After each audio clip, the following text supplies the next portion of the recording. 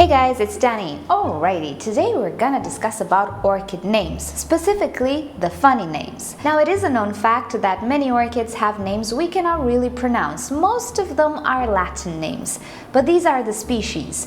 And if we search the meaning of the word in Latin, we can find that they actually kinda have some sort of meaning.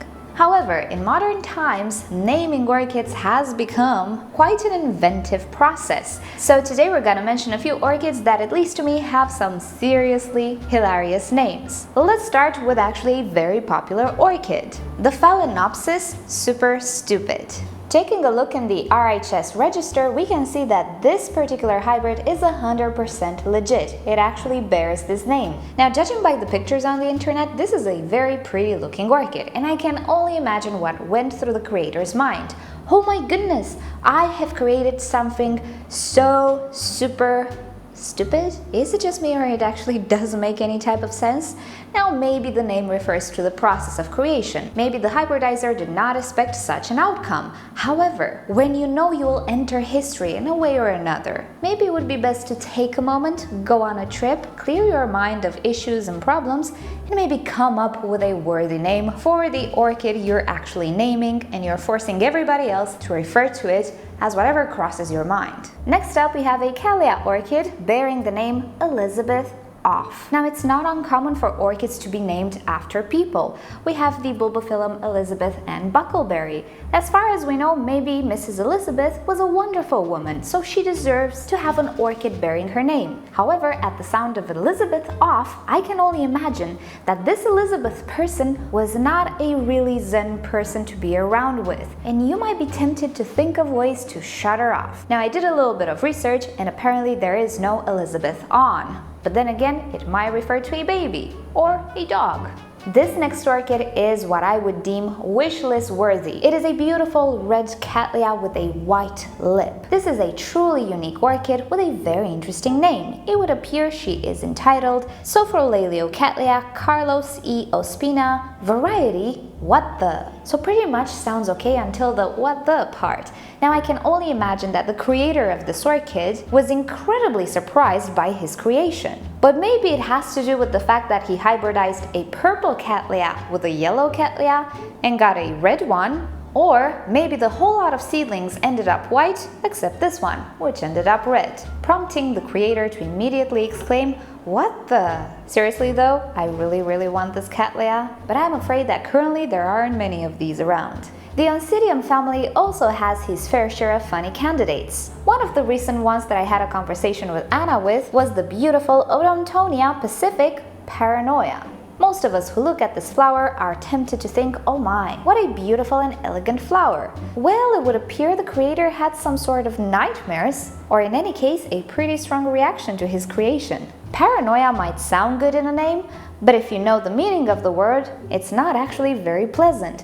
And the last thing we want is to get paranoid with our orchids and imagine that they're actually plotting to take over the world, one orchid enthusiast at a time. Let's not stray away from Cattleyas though. We do have a hybrid in cultivation with quite the strange names, and this is Cattleya Elephant Drops. I dare you to leave a comment with the first image that pops in your mind when you read this name. At this point, I'm starting to not really understand hybridizers anymore. You put all of that effort, both financially, emotionally, and physically wise, you then go through all the trouble to maintain this orchid and care for it until it reaches maturity, and then you see the blooms, and of course emotions run through your body, you have this amazing sense of establishment, and now comes the part to give a name to all of this effort and to the beautifulness that you created. What do you name it? Elephant Drops. You know what? You do you. I'm not even gonna question this one. Likewise, I'm not gonna question the name of the next orchid, Paphiopedilum Hell's Chamber. But I will tell you what pops into my mind. I imagine this biology scientist with a duty to obtain a certain hybrid, and for about 5 or 6 years he sits locked up in this room, in this chamber, and works on his genetics, and then works on taking care of the seedlings, on growing them, and then finally when they bloom and he gets a chance to put his name in history, he wants to make sure that everybody knows he had to stay locked up all day in this chamber and work on this freaking hybrid. and obviously he was not happy about it. Sometimes an orchid can spark so many emotions that even hybridizers have some sort of issues in putting on paper whatever they feel when they look at that orchid. And I do suspect this was the case with the next orchid, Paphiopedilum green tea ice cream and raspberries. One word, by the way. Now sure, the orchid might remind its creator about all of these things, but let's presume you don't know the orchid and you see it for sale somewhere. You will literally take 30 seconds to read the name, hoping you will unlock some sort of mysteries, and at the end, you're gonna realize what the name actually is. Green tea ice cream and raspberries. All that effort and the secrets of the universe were not unlocked. Now, while the general consensus about these orchids is that they do have pretty funny or at least strange names, there are also some other orchid hybrids that, at least for me, spark some sort of cringiness. But that's just related to me. I'm a very cringe-prone person, especially when it comes to myself. Therefore, I tend to cringe a little bit whenever I read orchids that bear the entire name of their creators. Some orchids are not all that bad, such as the Paphiopedilum henrianum, but for other orchids, it's not the case. And the best example I can add here is the Fred Clarkiera After Dark. Now, when you will enter history, of course, it's nice for people to actually remember your name, not just the name you gave to a hybrid. So I can totally understand naming orchids or even entire lines, entire varieties after your name. But really, do you have to put in the title your whole name? Because whenever I think about this orchid, I wonder how would I feel like if I had my entire name on an orchid, plus the ara at the end. And when I think about my name in that manner, I get the sudden urge to hide under a desk and block the entry with pillows. That's the sensation that I get. Now, luckily for Mr. Fred Clark, his name actually matches pretty good. It's not all that hard to pronounce. And if you don't have cringe issues such as I, it's actually a pretty nice name for an orchid. But here's a challenge for you. Try to transform your entire name at the ara termination at the end and see how that would suit an orchid. I bet you at least a few of you will have a cringe attack such as I do. Now, chances are that the vast majority of us will not go down in history by obtaining new hybrids. However, nobody stops us from imagining what name we might have given to particular orchids if we were the ones to obtain them. So here are a few examples that just came to mind. I would name the entire range of Miltoniopsis hybrids as Frustration.